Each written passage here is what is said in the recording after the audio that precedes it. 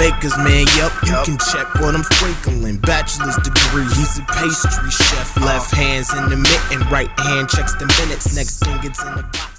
Hey everyone, it's Lauren with Fashionifyoudare. Hope you all are having a great Friday. Today's DIY is basically just going to be a spiderweb cutout design on the back of a t-shirt.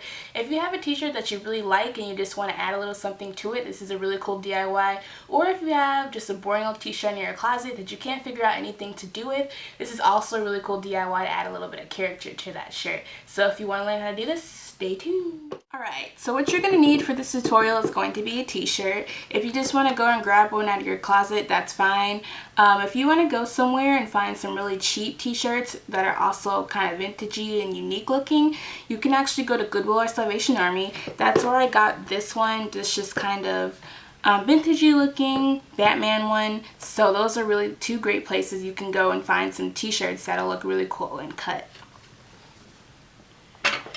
You're also going to need some fabric scissors. If you don't have fabric scissors, just make sure that you have some really sharp scissors that can cut through fabric and it will leave really clean, nice lines.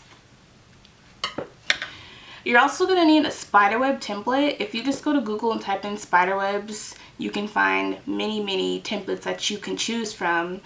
After you find your template, you're just going to want to cut inside of the little, I guess, spiderweb areas. So just print out your spiderweb and just cut through these areas right here and cut around the spiderweb.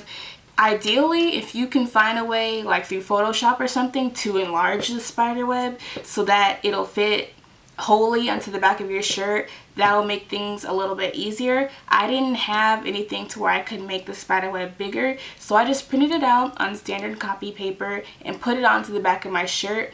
And what I did is, what I'll show you guys later in the tutorial, I just kind of freehanded out these lines to make it fit the back of my shirt. So this is where a ruler would come in handy, so you can just hold it to the line and just make it go out longer. And the last thing you're going to need is going to be optional. It's just some fabric glue. This is just in case you mess up and you cut somewhere that you're not supposed to cut, so you can glue the fabric back together. Okay, I forgot to mention that you're going to need a marker or a colored pencil or chalk or anything that you want to use to trace the spiderweb onto the back of your shirt with. Whatever utensil you use, just make sure that it's washable. So when you do put the t-shirt into the washing machine, the lines that you traced from the spiderweb will come out, so you won't see them. I haven't washed mine yet. As you can see, I still have my marker lines. Also, I just wanted to point out, my shirt pretty much is done. I wanted to do it first before I made a tutorial on it and see how it came out, and it came out pretty nicely, so this is why I'm making a tutorial on it. So I'm not gonna be doing my shirt from scratch. I'm just actually going to be reenacting what I did. So here we go. The first thing you're going to want to do is place your spiderweb decal on the back of your shirt. You can place it on the sides, on the corners, on the top, wherever you want to place it is fine. I decided to put mine just straight in the middle because I wanted the spiderweb to kind of have a pan out look. So that's what the first thing I did. I put my spiderweb in the middle of my shirt. I took my marker and I just basically traced around the spiderweb and these little areas in between. These are the areas that you're going to be cutting.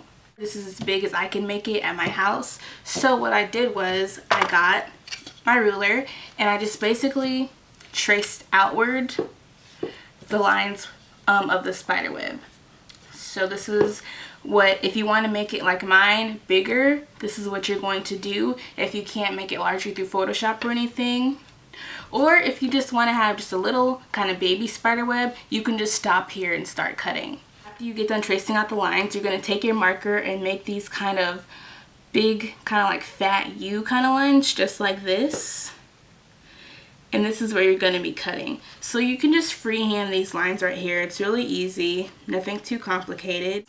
So after you get done tracing your spider web into the back of your shirt, you're going to start cutting. Just one little piece left, which I saved for you guys to show you, is if you just pick up your shirt, make a little slit in the middle of that area, and then you can just cut around the lines that you made, like so.